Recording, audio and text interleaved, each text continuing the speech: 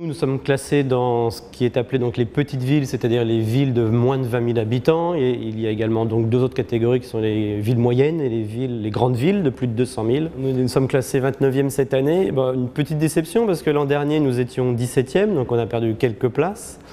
Et d'autant plus qu'en fait on ne comprend pas bien pourquoi on a perdu des places, puisqu'on a plus de visiteurs, on a progressé sur un certain nombre de points sans regresser sur d'autres. Donc je pense que c'est le fait également que d'autres musées sont rentrés dans le classement où on fait des très bonnes années.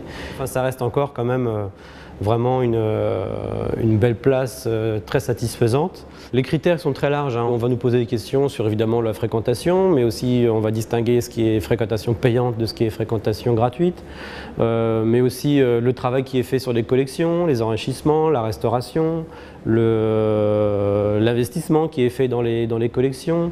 Ça c'est très important, aussi l'accueil du public. Est-ce qu'il y a une boutique, une cafétéria, est-ce qu'il y a des salles de conférence, quelles sont les surfaces d'exposition, le nombre de personnel d'accueil et sa qualification.